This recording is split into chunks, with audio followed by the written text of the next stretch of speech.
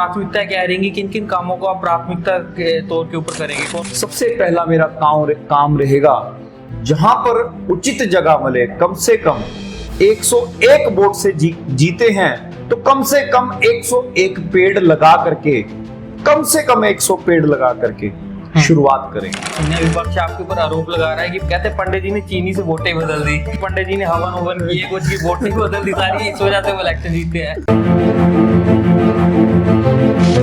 लोग कह रहे हैं हमें प्लेग्राउंड नहीं चाहिए, लोग कह रहे हैं हमें बड़े बड़े वादे नहीं चाहिए। भाई हमारे घर के लिए रास्ता बना देना पंडित जी। फिर लोगों के पास गए तो पता चला कि जो हम मुद्दे सोच रहे हैं वो मुद्दे है ही नहीं। मुद्दे तो कुछ अलग है।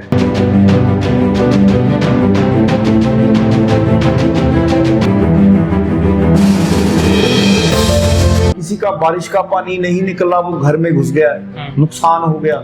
खड्ड का पानी जा रहा है, उनका घर गिरने वाला हो गया। फिर भी कुछ ऐसे घर हैं जहां तक आज तक रास्ता नहीं बना है, उन घरों से पानी की निकासी नहीं है। अब आप अपने फील्ड में इतना व्यस्त हो कि लोगों की समस्या रहती है कि आप उनका फोन नहीं उठाते, तो एक और जिम्मेदारी आपके पास आ गई, एक पूरे गांव का भरोसा आपके साथ जुड़ गया है। तो अब आपको लगता है कि आप इतना समय अपने गांव के लिए निकाल पाओगे और इसके साथ अपने काम के लिए इतना समय निकाल पाओगे?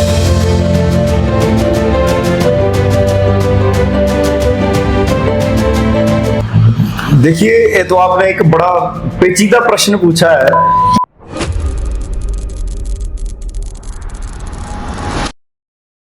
नमस्कार दोस्तों, मैं अभिषेक। आज हमारे साथ मौजूद है राहुल जी, जिनकी माताजी अपर बैडाला से नव निर्वाचित प्रधान बने हैं। 101 वोटों से क्लियर मैंडेट देके गांव वासियों ने उनको अपना आशीर्वाद दिया है। तो आज हम राहुल जी से जानेंगे कि इनका गांव के प्रति जो 5 साल है उसके लिए क्या विजन है, इनका चुनावी सफर किस तरह से रहा और किन किन कठिनाइयों का इनको इस चुनाव में सामना करना पड़ा। तो इन सभी मुद्दों के ऊपर आज हम इनसे खुल के बातचीत करेंगे। राहुल जी, स्वागत है आपका। तो सबसे पहले आपको मैनी कांग्रेचुलेशंस कि आपने एक क्लियर मैंडेट के साथ इतने बड़े वोटों के मार्जिन से ये चुनाव जीता। तो आपका ये सारा चुनावी सफर किस तरह से रहा? एक पॉडकास्ट था, आप अपनी लाइन में इतने उच्च स्तर के ऊपर पहुंचे और एक ये आपके लिए नई फील्ड थी। तो आपका ये सारा अनुभव किस तरह से रहा? आपको क्या क्या लर्निंग्स रही इस सारे चुनाव में? जी धन्यवाद। सर्वे भवन्तु सुखिनः, सर्वे सन्तु निरामया, सर्वे भद्राणि पश्यन्तु, माँ कश्चित् दुख भाग भवेत्। सभी को हार्दिक शुभकामनाएं। आप सभी के सहयोग से हम विजयी रहे। देखिए, सारे संसार की पालन करने वाली माँ जगत जननी जगदम्बा माता की कृपा से, आदि शंकर महादेव की कृपा से एवं देव तुल्य मेरी गांव वासियों की कृपा से हम मत चुनाव में एक क्लियर मैंडेट से जो है विजयी रहे।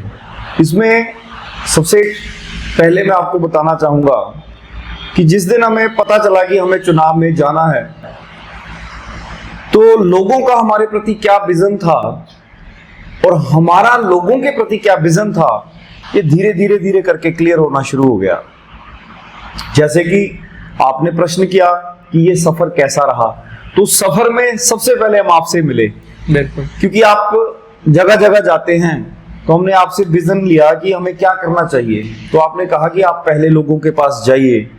हम जिन जिन लोगों से मिलते हैं, नित्य जिनसे हमारा मिलना है, और आपको लगता है कि वो बुद्धिमता के मालिक हैं, क्योंकि जब तक आप किसी की सलाह नहीं लेते तब तक आपको एक उचित स्तर पर पहुंचना, मैं समझता हूं कि सही मायने में आप नहीं पहुंच सकते।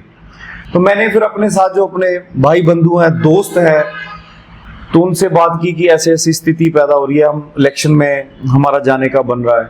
तो हम सब बैठ करके हमने निर्णय लिया कि हम इलेक्शन में जाएंगे।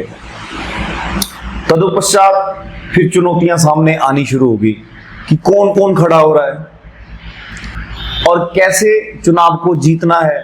जीतना तो बाद की बात है कि चुनाव में कठिनाइयां क्या क्या है, वो सारी चीजें। फिर उसके बाद क्लियर हो गया कि हमारे गांव में कम से कम प्रधान पद के लिए 6 और उप प्रधान पद के लिए 9 लोग खड़े हुए। अच्छा, वो की पहले मेरे को ये बताइए कि वोट काउंटिंग कितनी है आपके गांव की? हमारे गांव में लगभग 1544 वोटे हैं। ओके, जहां तक मेरा वो है। पहले एक गांव हुआ करता था जिसका नाम था बहडाला। इस वर्ष 2026 में उस गांव के 2 पार्ट कर दिए गए, बहडाला लोअर और अपर बहडाला। तो हमें अपर बहडाला से चुनाव लड़ने का मौका मिला। ठीक है। तत्पश्चात हम आपसे मिले, फिर हमने डिस्कस की, फिर काफी जो सीनियर लोग थे उनसे बैठ करके बातें की, फिर हमारा विजन क्लियर होने लगा। फिर हमने अपनी शिक्षा को सामने रख करके अपने विचारों को लेकर के लोगों के पास जाना प्रारंभ किया। जैसे हमने बहुत से लोगों के उस समय में इलेक्शन लड़ने के तरीके को देखा कि लोग बड़े बड़े वादे कर रहे हैं, ये कर देंगे, वो कर देंगे, ऐसा कर देंगे, वैसा कर देंगे। मैं शाम को बैठ करके सोचा कि हम कर देंगे ये बात गलत है। हमें लोगों के पास जाना चाहिए कि आज तक इतनी पंचायतें बनी, वो क्या नहीं कर पाई। हो सकता है उनके पास वो कार्य ना करने के कई कारण होंगे, परंतु हम उनके पास गए तो पता चला कि हमसे पहले वो 9 लोग और 5 लोग जो हमसे अन्य खड़े हैं, वो लोग खड़े हैं, अपने अपने तरीके से सभी ने चुनाव में प्रचार किया। फिर लगा कि हमें शिक्षा का माध्यम लेना चाहिए कि लोगों के पास बैठें और उनको अपना विजन क्लियर करें कि हम अपनी शिक्षा के माध्यम से क्या क्या गांव में प्रगति कर सकते हैं। फिर लोगों के पास गए तो पता चला कि जो हम मुद्दे सोच रहे हैं वो मुद्दे है ही नहीं। मुद्दे तो कुछ अलग है। क्या किसी का बारिश का पानी नहीं निकला, वो घर में घुस गया, नुकसान हो गया। खड्ड का पानी जा रहा है, उनका घर गिरने वाला हो गया। और यहां तक कि कुछ कुछ घर ऐसे भी हमारे गांव में हैं। देखिए, हमारे गांव में बहुत बड़ा एक मैंडेट है, बहुत ज्यादा मतदाता है, परंतु फिर भी कुछ ऐसे घर हैं जहां तक आज तक रास्ता नहीं बना है। उन घरों से पानी की निकासी नहीं है। लोग कह रहे हैं हमें प्लेग्राउंड नहीं चाहिए, लोग कह रहे हैं हमें बड़े बड़े वादे नहीं चाहिए।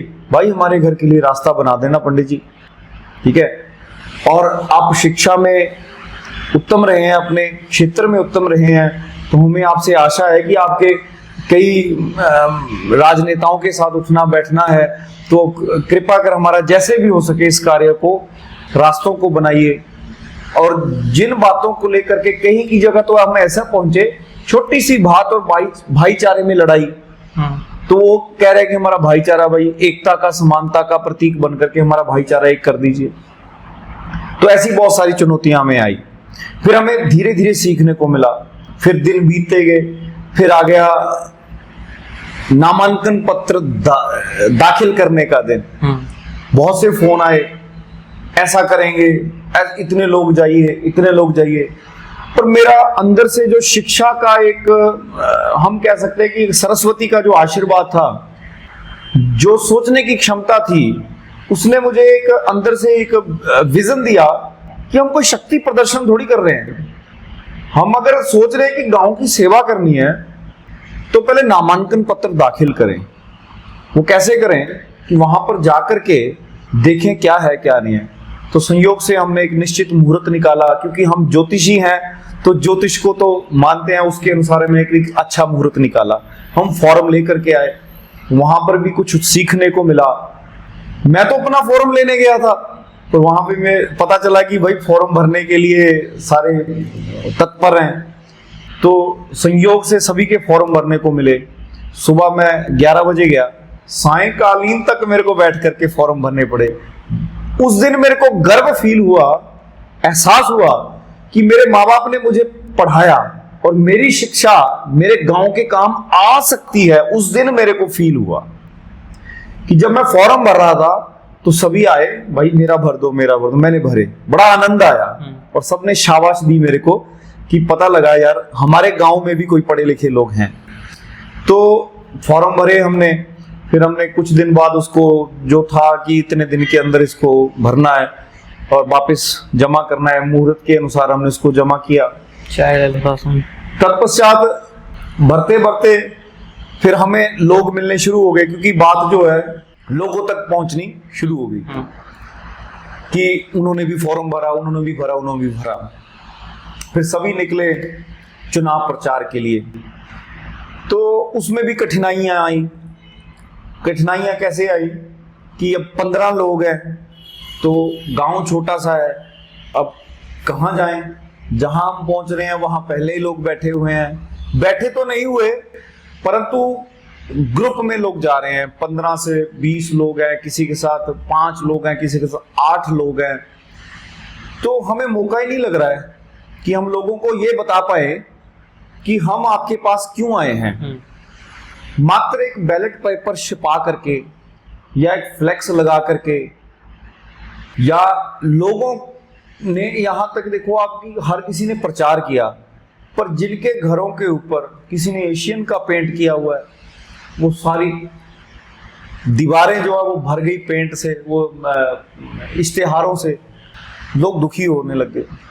यहां तक कि दोपहर को किसी के पास जा रहे हैं तो लोग, जैसे कोरोना में इंसान इंसान से डर रहा था, कभी कभी तो ऐसा भी फील हुआ कि हम यहाँ पहुंचे हैं तो क्या कैसे मिले इनसे।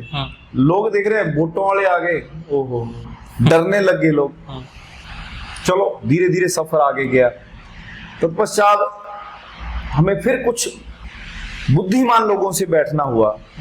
उन्होंने हमें कुछ बातें समझाई कि देखो लोग आपको किस निगाह से देख रहे हैं, कि हमारे गांव में प्रतिनिधित्व करने के लिए किन लोगों की जरूरत है। हमने उस बात को समझा, फिर हम आगे गए। हमने कोई ग्रुप नहीं बनाया, हमने कोई इश्तेहार नहीं लगाया, बहुत कम 1-2 मात्र निशान बताने के लिए कि ये हमारा निशान है। हम बहुत कम हमने वो छपवाए जिसको बैलेट पेपर बोलते हैं या डमी बैलेट पेपर बोलते हैं। हम केवल मात्र ये बताने गए कि आप ये बताएं कि आपको समस्या क्या है, वहीं बैठ करके उस समस्या से जुड़े हुए एक निदान को, जिसको हम कहते हैं कि कैसे उस समस्या का समाधान होगा, उससे संबंधित ऑफिसर को हमने कॉल की, सर हम इनके घर में आए हैं, आप हमें जानते हैं, तो कृपा कर ये बताएं कि यह समस्या का हल कैसे हो सकता है। तो उन्होंने हमें समाधान बनाया। हमने उन लोगों को बताया कि आपकी समस्या ये हल हो सकती है। इसमें पंचायत के प्रतिनिधि तो आपका प्रतिनिधित्व करके करेंगे, वो सहायता करेंगे, परंतु जब तक आप लोग खुद उठ करके खड़े नहीं होंगे कि हमारा कार्य होना ही चाहिए, तब तक वो जोश नहीं आता, तब तक वो कार्य होता नहीं है। आपको पता है आजकल युवा शक्ति का, जिनको हम कह सकते हैं जेन जी, यूथ का एक बोलबाला है। बिल्कुल। तो उनको लगा कि ये अपनी छोटी आयु में, पंडित जी पढ़े लिखे हैं, सब है। यूथ के ऊपर तो बाद में आते हैं, पहले मेरे को आप ये बताइए कि आपके गांव में 15 लोग घूम रहे हैं, 15 लोगों का अलग अलग विजन है, तो आपको क्या लगता है कि आपका कौन सा फैक्टर काम किया और किस मुद्दों के ऊपर लोगों ने आपको वोट दिया? क्योंकि आप इतने बड़े मैंडेट के साथ जीते हो। जी जी। 100 वोट एक गाँव में से, जिसमें 15 लोग खड़े हुए हैं, एक कोई छोटी बात नहीं है। तो आपके अकॉर्डिंग आपको क्या लगता है कि आपने ऐसा अलग क्या किया है उनसे कि जिससे लोगों ने आपको वोट दिया? जी बहुत अच्छी बात है। देखिए सबसे ज्यादा तो ये रहा कि हमने कोई ग्रुप नहीं बनाया। ग्रुप नहीं बनाया, हमने लोगों के बीच में जा करके उनकी समस्या को सुना और उनको उचित उत्तर दिया कि ये आपने समस्या बताई है, इसमें बाधा कोई नहीं है, पर इसका हल कैसे होगा, आप और मैं बैठेंगे और ऐसे हल होगा। और उनको लगा कि इन्होंने उचित बात की है, क्योंकि 15 लोग लेके जाएंगे तब आप बात कैसे कर पाएंगे किसी से? आप तो बैलेट पेपर पकड़ा के चले जाएंगे। बिल्कुल। बैठो उनके साथ, उनकी समस्या को सुनो। कुछ घर ऐसे थे। हाँ, एक बात और आपसे शेयर करना चाहता हूं। सन 2001 या 2 से मैं कार्य में हूं। 2001 से 2026 तक कितना लंबा सफर हो गया। मैं उन घरों में जाता था और मैं ब्राह्मण कुल में पैदा हुआ हूं। पठन पाठन उपदेश देना मेरा कार्य है और तदुपरांत भिक्षावृत्ति से ब्राह्मण कुल जो है वो आगे बढ़ते हैं। और हमारा काम है उपदेश देना और मांग करके खाना। तदुपरांत जब हम उन घरों में जाते हैं तो वो लोग बड़े आदर से हमारा सत्कार करते हैं।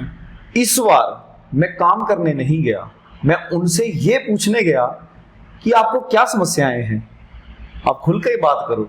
जैसे वो कुंडली लेकर के आते हैं और हम उनसे बात करते हैं तो वो खुल के बात बताते हैं। तो मैंने इनको ये कहा कि देखो 25-26 साल से हम इस कार्य को कर रहे हैं, इससे हटके कुंडली की बात ना करें और आप ये बताएं कि हम गांव की समस्याओं को कैसे हल कर सकते हैं, हम कैसे जरिया बन सकते हैं, आपको क्या प्रॉब्लम है और उसमें मेरी क्या आपको मदद रह सकती है। तब जाकर के विजन क्लियर शुरू हो रहे कि ये समस्या है, ये ऐसे बनेगी। जैसे अब आप वार्ड की बात करते हैं, तो जैसे मैं 4 नंबर वार्ड में गया, वहां पर हमारे कुछ भाई ऐसे हैं जो खेती करते हैं और वहां पर मुद्दा रहा कि बहुत बार अनाउंस हुआ रिग लग जाएगी, रिग लग जाएगी, रिग लग जाएगी, वो लगी ही नहीं। क्या कारण रहे उसके, वो एक अलग मैटर है। परंतु जब भाईचारा एक होता है तो रिग तो क्या, आप देखो कि मेरिटियन सी और कौन सा सी है, वो दोनों आपस में मिला दी और सुएज कनाल बना दी। ये तो एक छोटी सी रिग है। भाईचारा जब एक हो जाएगा, रिग कैसे नहीं लगेगी। फिर हमारे 3 नंबर वार्ड से खड निकलती है जो कि ऊपर से आती है। वो खड जब भर करके आती है तो बहुत सारे घरों में घुस जाती है, लोगों के खेत बह जाते हैं, नुकसान होता है। तो वो लोगों ने बताया, क्योंकि देखो बात तो करने से पता चलती है, तो हमने देखा कि वो क्या है, वो लोगों के घर में घुस जाती है, तो ये बातें पता चली। जो मैंने अभी गांव में बात सुनी है, विपक्ष आपके ऊपर आरोप लगा रहा है कि पंडित जी ने लोगों के इतने फंसे हुए काम निकाल दिए, बगलामुखी माता में जाकर हवन करके इतने समस्याओं से निकाल दिए कि कहते पंडित जी ने चीनी से वोटें बदल दी। कुछ ऐसा सुनने को मिलता है। तो ये आप ही बताओ कि क्या वो सीन है, कि क्या ऐसी आवाज उठ रही है, कहते कि पंडित जी ने हवन किए, कुछ की वोटें बदल दी सारी, इस वजह से वो इलेक्शन जीतते हैं। नहीं, ऐसा नहीं होता है। देखो, ये एक अलग भ्रांति होती है, पर हम अपने कार्य में यदि ईमानदार हैं, कर्मठ हैं, आपको पता है जब हम पूजा कराते हैं तो आनंद से करते हैं और ईमानदारी से करते हैं। ऐसे ही जब मुझे पता चला कि मैंने इलेक्शन जो है वो चुनाव में जाना है और इसकी ईमानदारी क्या है, इसकी ईमानदारी ये रहती है कि आप किसी के पास जाओ और उसको सुनो और संबंधित अधिकारी से बात करो।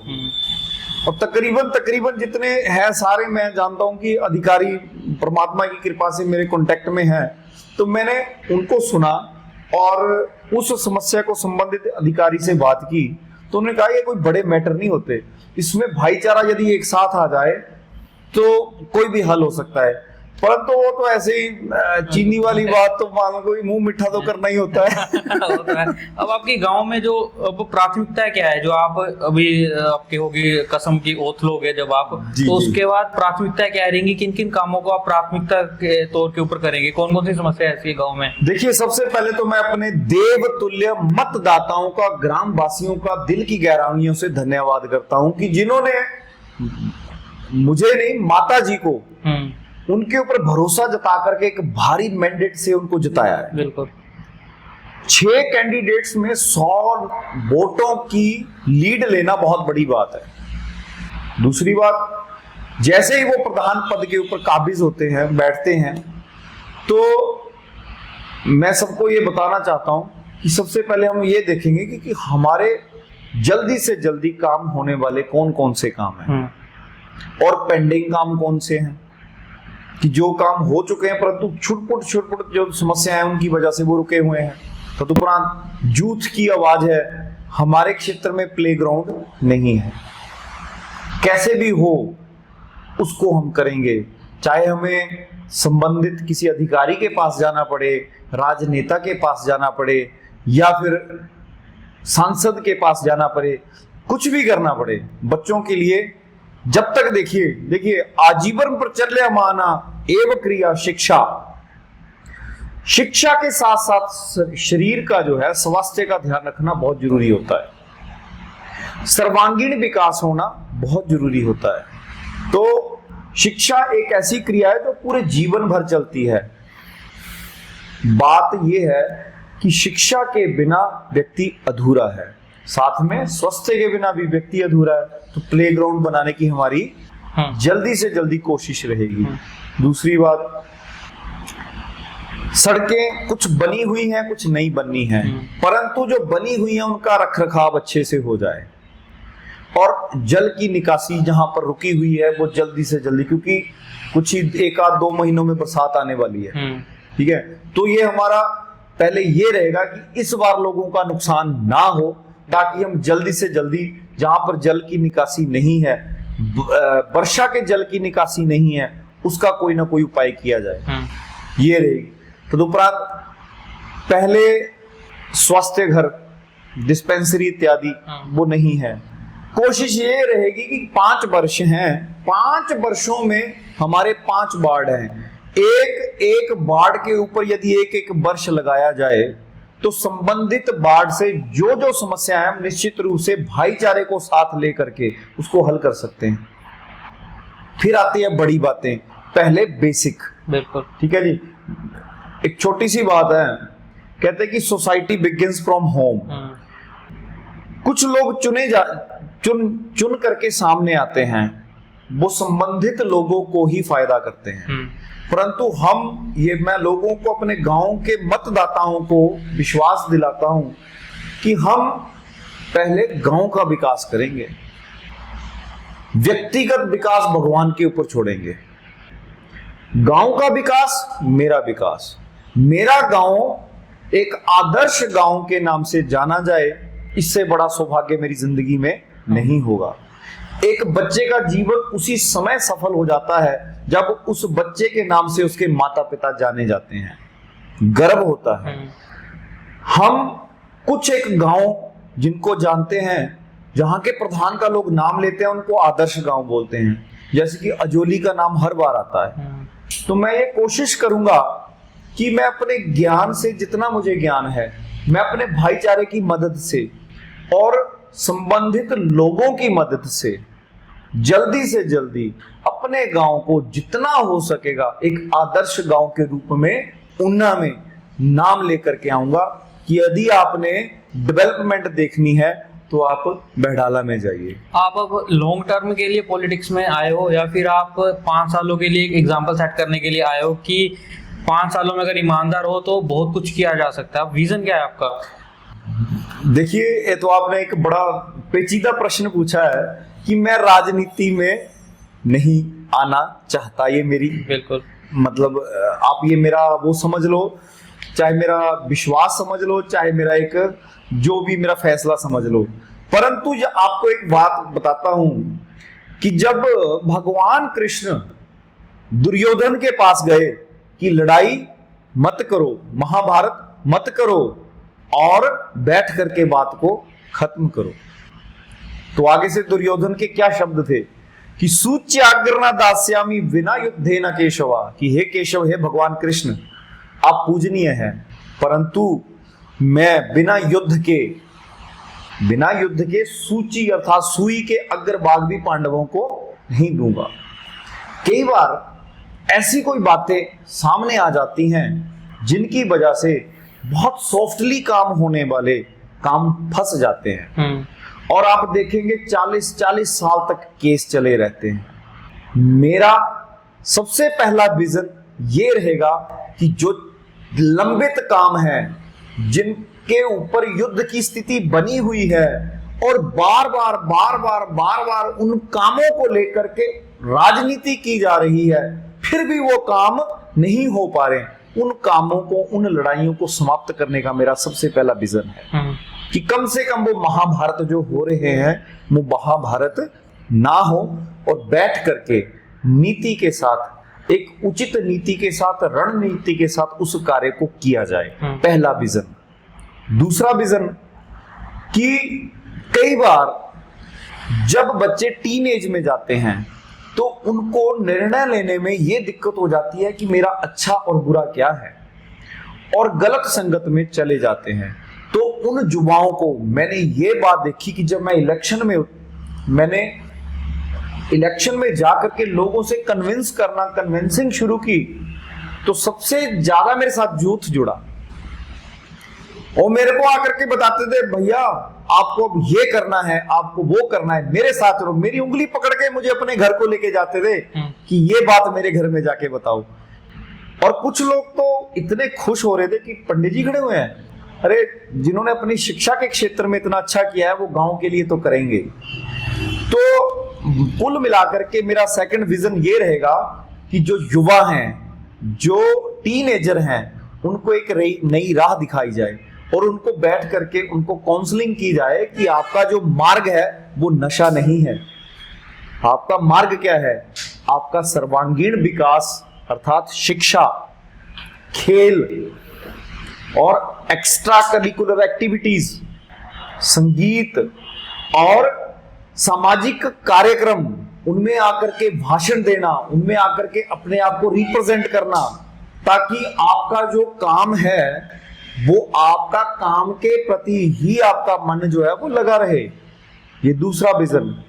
तीसरा विजन कि जो गांव का रख रखाव है वो अच्छे तरीके से किया जा सके, और जहां पर प्रॉब्लम आ रही है वो संबंधित अधिकारियों को बुला करके गांव की मीटिंग करके सभी को, जो हमारे पूजनीय है, जो हमारे सीनियर लोग हैं, जिनके आशीर्वाद से और जिनके मार्गदर्शन से आज हम इस स्थिति पर हैं, उन लोगों को बिठा करके उसका जो है हल निकाला जाए। ये चौथा विजन है। सपने तो आपके बहुत अच्छे हैं, विजन आपका बहुत अच्छा है, बट क्या आपके पास इतना समय है कि आप इन सपनों को पूरा कर पाओगे? सबको पता है कि प्रधान आपके माताजी बने हैं, और ये सबको पता है कि सोसाइटी में जो काम है वो इंसान मतलब उनका पति या फिर उनका बेटा ही करता है, वो काम आपको ही करने पड़ेंगे। अब आप अपने फील्ड में इतना व्यस्त हो कि लोगों की समस्या रहती है कि आप उनका फोन नहीं उठाते, तो एक और जिम्मेदारी आपके पास आ गई, एक पूरे गांव का भरोसा आपके साथ जुड़ गया है। तो अब आपको लगता है कि आप इतना समय अपने गाँव के लिए निकाल पाओगे और इसके साथ अपने काम के लिए भी इतना समय निकाल पाओगे? क्योंकि टीवी दिखाने के लिए आपसे अपॉइंटमेंट लेनी पड़ती है, और दूसरी तरफ गांव के किसी गली या फिर किसी को कोई सर्टिफिकेट बनवाना है, तो इसको कैसे मैनेज करोगे आप दोनों चीजों को? देखिए, बहुत अच्छी बात है। आप मेरा प्रारूप देख रहे हैं, तो मेरी जो छवि बनी है वो मेरी माताजी, मेरे पिताजी के कारण है। और मैं आपको एक बात बता दूं कि जितना सक्षम मैं हूं, मेरे से दोगुनी सक्षम मेरे माताजी हैं। मतलब आपको मैं एक बात ये क्लियर कर दे रहा हूं कि मेरा तो एक चेहरा है, कार्य माताजी करेंगे। आप उनको हल्के में मत लें, क्योंकि वो कागजी कार्रवाई को बड़े अच्छे से जानते हैं, वो किसी फैसले में जाने में बड़े सक्षम है। और रही बात काम की, तो लास्ट 3 महीने से आप देख रहे होंगे कि मैंने निश्चित रूप से संकल्प के साथ इस कार्य को करने में अपनी रुचि दिखाई और मैं सफल हुआ।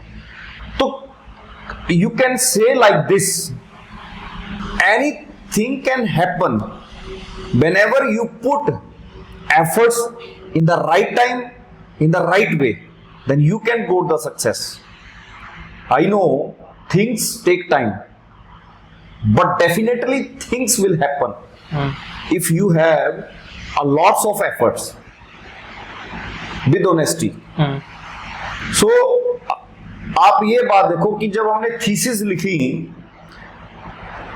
तो हमने अकेले में न बैठ के लिखी है, मैं अपनी मन की उपज से लिखी है। तो इसको मेंटेन करना, जहां पर मेरे गांव वालों को मेरी जरूरत होती है मैं खड़ा होता हूं, उसमें जरूरी नहीं बता करके ही होना होता है। आप यदि मेरे गांव में पूछेंगे, बहुत से ऐसे लोग आपको मिल जाएंगे जो बोलेंगे पंडित जी हमारे उस काम में खड़े हुए, पंडित जी हमारा वो काम करवा दिया, पंडित जी हमारा वो काम करवा दिया। पूछेंगे तो आपको ऑलरेडी ये बातें नहीं, पर एक दिखावा करना मैं उचित नहीं समझता। परंतु स्पेशली मैं थैंकफुल हूं मेरे वोटर्स के लिए, मेरे सपोर्टर्स के लिए, मेरे गांववासी जिन्होंने मेरे ऊपर भरोसा जताया। मैं उस भरोसे को नहीं टूटने दूंगा। एक तरफ आपको शादी पे जाना है, किसी के शादी विवाह पढ़ने के लिए जाना, और एक तरफ आपको गांव में जरूरत है, तो आप कैसे मैनेज करोगे अपने प्रोफेशन और अपनी ड्यूटी को? बिल्कुल आपकी सही बात है। देखिए, शादी विवाह समारोह ये एक अलग मैटर है, मैं आपके प्रोफेशन की बात कर रहा हूँ। एक तरफ तो प्रोफेशन है, वहां पे भी जाना जरूरी है, और एक आपके जो गांव में ड्यूटी है वो भी आपको करना जरूरी है। तो दोनों को क्या, किस चीज को आप प्राथमिकता दोगे? देखो, आप समझ रहे हैं कि जो जहां पर जरूरत है वो भी गांव में होगी। तो स्थिति अगर ऐसी बनती है तो हमारे पास टीम है काम करने के लिए, वो करती रहेगी। ठीक है, हम तो गांव के लिए है ना, हम तो समर्पित हो गए। जब हमने कह दिया कि हम 5 वर्ष गांव के लिए, एक वर्ष एक वार्ड के लिए भी लगाएंगे, तो इसका मतलब 5 वर्ष मैं गांव के लिए समर्पित हूं। और मेरा कोशिश ये रहेगी कि जो हमारा वर्किंग नंबर है उसको मैं वर्किंग ही रहने दूं, एक गांव के लिए अलग से नंबर लूं, ताकि मेरे से हर लोग जुड़ सके।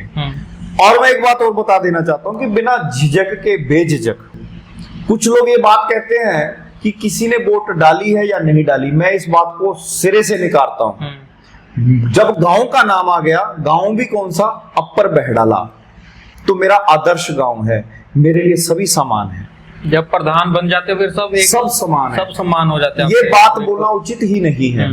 और मैं सभी ग्रामवासियों का सहयोग मांगता हूं, only not for vote, for development for my village, वो भी आइडियल विलेज, आदर्श गांव के नाम से अपने गांव को चमकाने के लिए हम सभी का सहयोग मांगते हैं। जितने सपने आपने देखे, जितना आपका विजन, अगर आप इनको पूरा ही नहीं कर पाए या कुछ कमी रह जाती है तो आपकी गांव के प्रति क्या जवाबदेही रहेगी? हाँ, बहुत अच्छा प्रश्न है आपका। देखिए, बहुत बड़े बड़े मुद्दे होते हैं, ठीक है, जब भाईचारा एक हो जाता है और एकता दिखाई जाती है। आपने सुना होगा संघे शक्ति कलौ युगः, अर्थात यूनिटी इज स्ट्रेंथ। जब आपके पास स्ट्रेंथ है तो कार्य निश्चित रूप से सफल होगा। यदि नहीं हुआ तो उसके लिए माफी चाहूंगा, परंतु कोशिश ये रहेगी कि जब आपके पास आत्मविश्वास की कमी नहीं है और भाईचारे का साथ है तो कोई भी कार्य सिद्ध होने से नहीं रह सकता, वो कार्य निश्चित रूप से सिद्ध होगा। अगर काम तो फंडिंग के साथ होते हैं, अगर फंडिंग ही आपको सरकार से नहीं मिली, सरकार से उचित ग्रांट ही नहीं आपको मिली काम के लिए, तो फिर काम गांव का विकास किस तरह से करेंगे आप? पैसा कहाँ से लाएंगे? क्योंकि जो पंचायत का कॉन्स्टिट्यूशन है उसके बाद पंचायत को कोई भी डायरेक्ट फंडिंग का उसमें प्रावधान नहीं रखा गया। या तो एमएलए दे सकता है, या फिर कोई टोकन, या फिर किसी सेंटर से आपको फंडिंग मिल सकते हैं। तो फिर आप किस तरह से गाँव की फंडिंग लेके आएंगे कि गाँव के जो विकास है वो स्मूथली रन हो पाए? देखिए, बहुत अच्छी बात है आपकी, नॉलेजेबल थिंग है। देखो, जब पंचायती राज को लागू किया गया तो उसकी कुछ विधाएं बनाई गई, संविधान में मिलती हैं। जब आप उसको बैठ करके पढ़ेंगे तो आपको क्लियर होगा कि हाँ, इसमें ये चीजें हैं। परंतु हमारा गांव सक्षम है। यदि मैं बोलूंगा कि हमें 10 लाख यहां पे लगना है, मान लो ग्राउंड की बात है, आप यू फील वेरी वंडर कि जब हमारे गांव का हॉल बनना था तो एक बार काम शुरू हुआ और कैसे फंडिंग हुई पता ही नहीं चला और काम बनके तैयार हो गया वो हॉल। जितना हो सकेगा संबंधित डिपार्टमेंट से हम उसको करवाने की कोशिश करेंगे। बाकी इतने सक्षम हम खुद होंगे, हमारे गांववासी होंगे कि वो काम होगा। सेंटर के जो मिनिस्टर हैं वो भी, और जो हमारे विधायक हैं वो भी, और जो हमारे अन्य कार्य प्रणाली है वो भी हमें सहयोग करेंगे, ऐसी हमें आशा है। क्योंकि अब बात यहां पर आती है कि उन लोगों के काम हम आए हैं। आज जब मैं अपने गांव के लिए खड़ा हुआ हूं, निश्चित रूप से वो लोग हमें फंडिंग करेंगे, मुझे पूरी आशा है। और ऐसा नहीं है कि वो काम जो है वो रोकेंगे पूर्ण रूप से, क्योंकि ना मैं बात यहां पर करता हूं कांग्रेस की, ना मैं बात करता हूं यहां पर बीजेपी की। जब हम काम के लिए किसी के पास जाएंगे, अपने गांव का विजन लेकर के जाएंगे, भाईचारे को साथ लेकर के जाएंगे, तो निश्चित रूप से संबंधित डिपार्टमेंट से हमें फंडिंग होगी, हमारा काम होगा। आप यूथ हो, विजनरी पर्सन हो आप, तो यूथ के लिए क्या नहीं पहल करने वाले हो आप इस बार गांव में, कि कुछ यूथ के लिए अलग आप एक पूरे हिमाचल के गांव में कुछ नई मिसाल आप कायम करोगे? कुछ ऐसा विजन है आपका? बिल्कुल। देखिए, हमारे गांव में अपर बैठाला में फिलहाल हमारे पास बेसिक कोई भी ऐसी वस्तु नहीं है जिसको हम ये कह सके कि ये अपर बैठाला का स्कूल है, या ये अपर बैठाला का ग्राउंड है, या ये अपर बैठाला की डिस्पेंसरी है, या ये अपर बैठाला का डिपो है, या अपर बैठाला की कोई अन्य चीज है। हमारे पास मात्र एक चीज है जिसको बोलेंगे ग्राम पंचायत। अब से शुरू होगा। अब पता चलेगा कि निश्चित रूप से हमारे साथ युवा हैं या नहीं। मैं एक आवाज दूंगा कि हमें यह बनाना है, कौन कौन युवा हमारे साथ है, पहले देखेंगे सभी, फिर मिलकर के हम संबंधित डिपार्टमेंट के पास जाएंगे और उन युवाओं के लिए जिम, दूसरी बात पहलवान, उनके लिए अखाड़ा, सैर के लिए कोई ना कोई ट्रैक, और बच्चों के खेल के लिए खेल का अच्छा मैदान। ये तो होगी बेसिक चीज। और खेल का मैदान बना करके कम से कम वर्ष में 1, 2 या 3 सभी की मदद से खेल मेला इत्यादि आयोजित करेंगे। जैसे क्रिकेट टूर्नामेंट हो गया, कबड्डी का टूर्नामेंट हो गया, या अन्य किसी प्रकार का कोई टूर्नामेंट हो गया, उसको हम करने की कोशिश करेंगे सभी के मदद से। हमारे गांव में होता भी रहा है, परंतु अब अपर बहडाला की बात हो रही है, तो वहां पर हम ऐसा करने की कोशिश करेंगे। दूसरी बात, युवाओं के लिए आपने पूछा। देखिए, युवा आजकल जेन जी जिनको हम कहते हैं, तो उनको इंटरनेट की आवश्यकता रहती है और गांव की सुरक्षा भी जरूरी है। जितना जल्दी हो सकेगा हम गांव में सीसीटीवी और वाईफाई, ये दो काम जितना जल्दी हो सके करवाने की कोशिश करेंगे। कुछ ऐसी क्रियाएं हैं जो गांव के विरोधी होती हैं, सोच समझ के नहीं की जाती और अनजाने में हो जाती हैं, परंतु जब हम कैमरे की तीसरी आंख के सामने होते हैं तो हम 10 बार सोचते हैं कि अच्छा ये काम नहीं करना। फिर वो धीरे धीरे धीरे जो अनुचित कार्य हैं वो धीरे धीरे धीरे समाप्त होने शुरू हो जाते हैं। तो निश्चित रूप से ये होगा, सिक्योरिटी, नशा, ये दोनों की आपस में बहुत बड़ी लड़ाई है। जहां सुरक्षा होती है वहीं पर सेंध लगाने की कोशिश की जाती है, और सुरक्षा ऐसी होगी कि सेंध नहीं लग पाएगी। तो युवाओं को नशे से बचाने की मेरी मुहिम रहेगी और उनको खेलों से जोड़ने की मुहिम रहेगी। जो बच्चे बचाने की तो रहेगी, जो बच्चे इसमें फंस चुके हैं उनको बाहर निकालने के लिए क्या रहेगा आपका? आप जान करके बड़े खुश होंगे, किसी को किसी के सामने एक्सपोज करना मेरी आदत नहीं है, परंतु जब पता चला कि अमुक अमुक व्यक्ति थोड़ा नशे की चपेट में है, हम बैठे बात की, तो देखो आप क्या कहते हैं कि काउंसलिंग करने से हमें बातें समझ में आती हैं। ठीक है, हमारे युवा वर्ग इस बार, कुछ हमारे जो कैंडिडेट थे वो युवा वर्ग भी था, उनको बहुत अच्छा मैंडेट मिला। मुझे उनका सपोर्ट चाहिए, वो सारे जितने उनका सपोर्ट चाहिए, खासकर मेरी टीम, स्पेशली नाम तो क्या लेना किसी का, परंतु जो मेरी टीम थी जिन्होंने इतने शांत रूप में वर्क किया, आनंद आ गया। ना हमारे चुनाव में भगवान की कृपा से कोई किसी प्रकार का कोई बहस हुई, ना कोई किसी प्रकार की कोई लड़ाई हुई। अत्यंत संवेदनशील होने के बावजूद भी हमारा जो चुनाव है वो बहुत ही शांति के साथ संपन्न हुआ। मेरे गांव वालों ने, अपर बहडाला वालों ने बहुत बड़ी मिसाल पेश कर दी कि अब हमने शांति की ओर चलना है और खुशहाली की ओर चलना है, और अब हमने गांव को एक आदर्श गांव बनाना है। शिक्षा, विकास, सौंदर्यकरण, वृक्षारोपण इत्यादि इत्यादि अनेक प्रकार की जो है वो विधाएं हमने गांव में लेकर के आनी है। सबसे पहला मेरा काम रहेगा, जब हम माताजी ओथ लेंगे तो कोशिश ये रहेगी कि जो जहां पर उचित जगह मिले, कम से कम 101 वोट से जीते हैं तो कम से कम 101 पेड़ लगा करके, कम से कम 100 पेड़ लगा करके शुरुआत करें, ताकि प्रकृति से हम पहले आशीर्वाद लें, क्योंकि मां जगत जननी भवानी प्रकृति, वहीं से यदि हमें आशीर्वाद मिलेगा तो हम कोई भी कार्य करने के लिए सक्षम हो जाएंगे। ये मेरा विजन रहेगा। आपके गांव में मैं देखता हूं कि जब भी हम निकलते हैं इतनी जमीन खाली पड़ी हुई है, जहाँ पे जंगल उग चुके हैं, वहाँ पे कोई साफ सफाई नहीं है, तो खेती की तरफ आपका गांव का रुझान क्यों नहीं जा रहा? बाकी आसपास के क्षेत्रों में देखें तो कहीं पे कनक लग रही है, कहीं पे कुछ लग रहा है, बट आपके गाँव में जीरो प्रोडक्शन है, तो आपका इसके प्रति क्या विजन है? देखिए, बहुत अच्छी बात, आपने मेरे दिल की बात बोल दी। हम छोटे छोटे थे, सुबह घर वालों ने जगाना लगभग 4 बजे, 4:30 बजे जगा देना।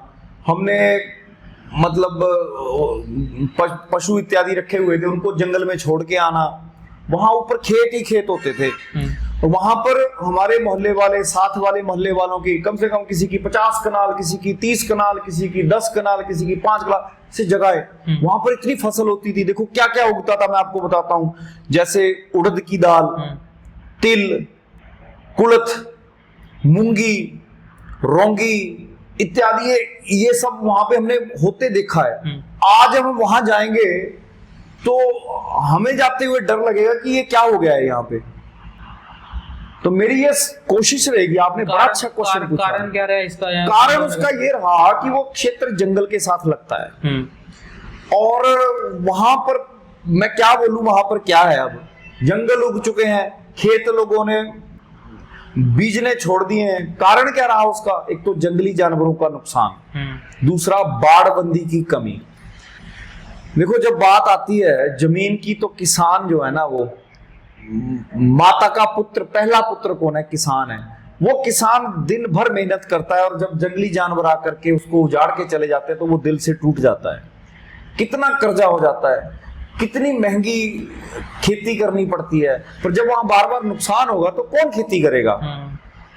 तो मैं अपने किसान भाइयों के लिए भी, मेरे तो कुछ चाचा लगते होंगे, कुछ मेरे दादाजी लगते होंगे, एज में बहुत बड़े बड़े हैं, तो मैं उनको ये आश्वासन देता हूं कि आप खेती में काम करते हैं। और बबोर साहब से एक वो आती है सिंचाई का साधन है, उसकी जो डिग्गियां बहुत पुरानी बनी हुई हैं, बुरा हाल हो चुका है, पानी कहीं ब्लॉक हो चुका है, कहीं पाइपें टूट चुकी हैं। तो मेरा इसके ऊपर भी एक ये रहेगा कि संबंधित डिपार्टमेंट को एक बार वहां विजिट करवाया जाए कि देखो कम से कम हमारी, मैं मानता हूं कि 500-600 कनाल जगह जो है बर्बाद हुई पड़ी है। और जब वहां पर बाड़बंदी होगी निष्पक्ष और सहायता के साथ, मतलब आपसी भाईचारे के साथ, क्या नहीं हो सकता, तो वो खेत जो है वो मुड़ करके फिर से पूर्ण उद्धार होगा और खेतों का पूर्ण जीवन हो जाएगा। और हमारे क्षेत्र में देखो छपड़ी बाबा बालकनाथ जी का मंदिर, वो एक छोटी सी जगह थी, आज वहां कितना विकास हुआ है और हम वहां पर भी विकास करेंगे, क्योंकि वहां का सौंदर्यकरण ऐसा करेंगे, कम से कम शाम को उस मोहल्ले के लोग एक साथ इकट्ठे होकर के सैर करें, कोई मुद्दे की बात करें। फिर ऊपर मखाड़ा वो तालाब है, इतना पुराना तालाब है, वहां से लोग पानी पीते थे छान करके, वो उसका अस्तित्व खत्म हो गया। तो मतलब कोशिश ये रहेगी कि उन तालाबों को पुनर्जीवित किया जाए, संबंधित डिपार्टमेंट को विजिट करवाया जाए। नहीं आ रहे हैं बार बार बोलेंगे, नहीं आएंगे फिर धरना करेंगे, क्योंकि भाईचारा इस बार सभी लोग जो चाहते हैं कि मेरा गांव जो है अपर बहडाला वो आदर्श गांव बने, क्योंकि शिवालिक की पहाड़ियों से पहला गांव हमारा गांव पड़ता है। तो यदि ऊपर से विकास की गंगा बहती आएगी तो नीचे को बहती जाएगी। बिल्कुल बिल्कुल। तो हम ये कोशिश हमारी ये रहेगी कि हमारा गांव है जो वो आदर्श गांव बने। ठीक है राहुल जी, बहुत अच्छा लगा आपसे आज बातचीत करके, बहुत अच्छा आपका विजन आपके गांव के प्रति। तो उम्मीद भी करते हैं कि आप अपनी जो लोगों की उम्मीदें आपसे उनके ऊपर आप खड़े उतरोगे और अपने गाँव को हिमाचल का एक अव्वल दर्जे का आप गाँव बनाओगे। तो ठीक है दोस्तों, मिलते हैं एक और नई इंटरव्यू में एक और नए विजन के साथ।